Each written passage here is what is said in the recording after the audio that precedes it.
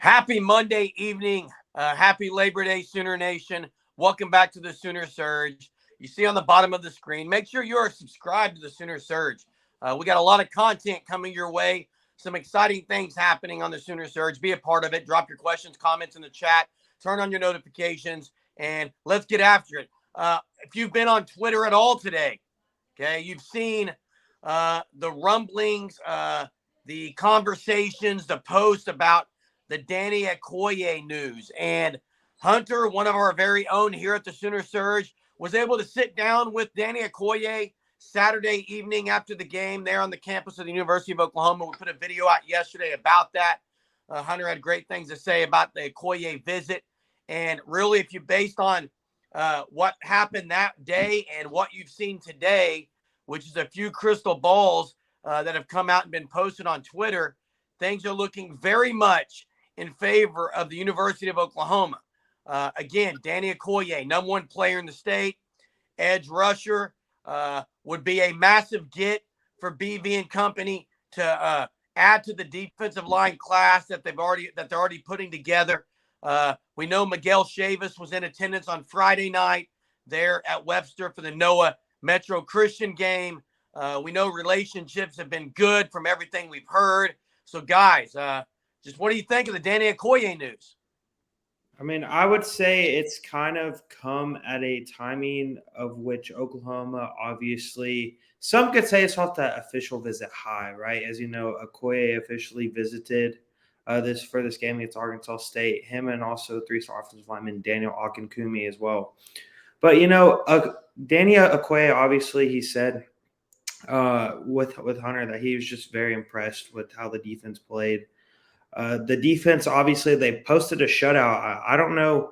When was the last time Oklahoma's defense posted a shutout? Do you guys know exactly? I mean, it's been a long time. Yeah, it has. So it's just obviously that leaves a great impression on Danny Okoye, is that just he was able to be, I would say, maybe impressed with how the defense played. And obviously, if you're any defensive player that was there to see that, if you see the team your official visiting post a shutout, that's going to leave some sort of mark on them. And obviously, Oklahoma, they're a relationally bound staff, so they've built great relationships with every single player they're recruiting, right? They want to recruit them for more than a player, than as the person. So, I think that just the Danny Okoye, it's great to know that where Oklahoma stands with him, and he's an elite in-state defensive lineman. That obviously, you don't get a lot of in-state elite defensive lineman Oklahoma's opportunity to keep back home. Yeah, and I'm not here to say that Danny Okoye is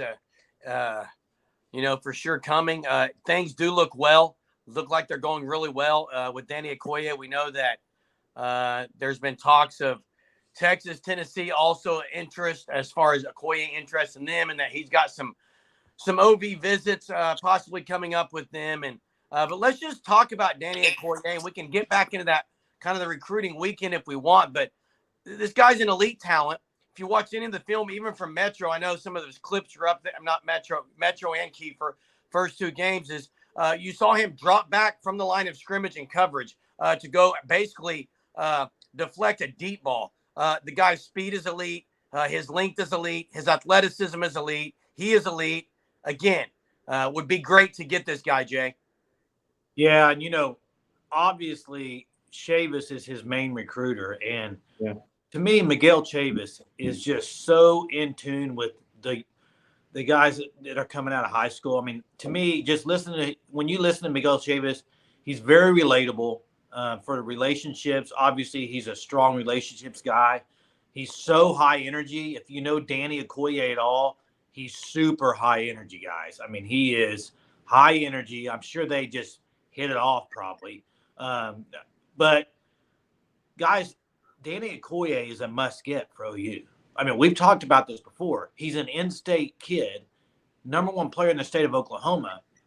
He needs to go to the University of Oklahoma. If you're an Oklahoma guy, I mean, you got to land him. And they've made up huge ground on this recruitment. If you remember at first, like Danny even said, OU wasn't really like one of the schools he talked about, right? And so they've made up huge strides, and maybe that's where all this is coming from. I know Jackson mentioned visit high. I think I told y'all guys today in the group chat, is this a visit high? Is this where all this is coming from? Or is he going to commit sooner rather than later? He had mentioned on our when we interviewed him back, I don't remember when that was, guys, maybe sometime in July, maybe, I'm trying to remember, but he had said he was wanting to commit in late October, maybe early November, something like that. You saw his tweet today he put out, maybe sooner than October. He said that. So I don't know. You know what I would love to see? Now, don't know if this would ever happen with this. It happened with Eli Bowen, where he didn't even have a commitment date. He just committed out of the blue. I think that would be awesome. These commitments, the buildup for them, like, you got Braden Platt tonight at 7:30. I think everybody knows it's pretty much Oregon over OU. But sometimes I would just love somebody just commit like out of the blue. I think that'd be cool. But Danny, guys, if they can land him, and if they can land him sooner rather than later, just to get that commitment in, it would be huge. Exactly. Yeah, it's planned. Tennessee and Texas. So those are both in September. Yeah, key word sooner rather than later. I like what you did there, Jay. But also, I wouldn't mind them dropping the horns down at Red River weekend, maybe committing on that date as well. That would be a cool way to do it. But really, you have to get, like you said, Danny Okoye in your backyard. You're able to build the relationships better. But if you take what was seen on Twitter with the crystal balls, I think 3 of them that came out today, right? Spiegelman, McQuiston, and Covered Wagons all had one. No, they reposted those 2. I've seen 2. I've seen 2. Okay. I feel like Parker Thune didn't I think he put one in not that long ago as well. I haven't seen. Point being is you don't put those in unless something happened a little bit over this weekend. Now we can say recruiting high or visit high if that's what you're calling it, but that does not usually lead people to maybe put that prediction in. I think there's more to it. I think that behind the scenes, and you saw the Okoye's tweet also earlier today with the number 16 in the anthracite uniforms, guys. It was fire. This guy, I don't know what else to say. He's a must get for Sooner Nation. He would, like we talked about yesterday, the bookends of Okoye and Adebare on the ends with the guys that they're putting there together. You got Nigel Smith to believe this week. Nigel Smith. Yeah, I have to believe that. September 8th is Nigel Smith. Hey, and let's not say that there's not going to be NIL. It's not just only relationships. We know that OU has a very good NIL package. So there's many things working together here for Okoye, but I do know that the Sooners are very excited. It looks to be as to where they stand with Danny Okoye. Yeah, and Okoye, I'm kind of starting to agree with Hunter on this side. I think he's becoming more underrated just due to the fact that he plays small school ball in Oklahoma. It's kind of the same thing with Andy Bassett. They both are just such dominant and great players, but they play small school ball in the state of Oklahoma. So I kind of can maybe in a way negatively affect their ranking. But I think that Okoye, I'm hoping he'll get the opportunity to go to like the All-American Bowl, some camps, show what he's made of so he can potentially rise his stock. And I think he has the ceiling to end up a 5-star prospect by the end of the cycle. And, I just think that with Oklahoma potentially having the chance to land Okoye and Nigel Smith, plus the realm of the possibility still there with them being able to flip Williams Nwaneri from Missouri, there's just what this defensive line class is becoming, and it's all headlined by David Stone. Now, I don't know how much Stone is actively recruiting Okoye. I would say he is, but I just don't know how hard. I don't know their relationship. But if I just had to guess, I would say they have a pretty good relationship because they both are in-state kids, right? They both grew up in the state of Oklahoma. They both have probably touched bases at some point. And what Oklahoma has been able to do over the last 4 months with Okoye is incredible. I mean, right, because they were down at the bottom. Like his mom, I guess, and him really just weren't giving Oklahoma much of a fair look.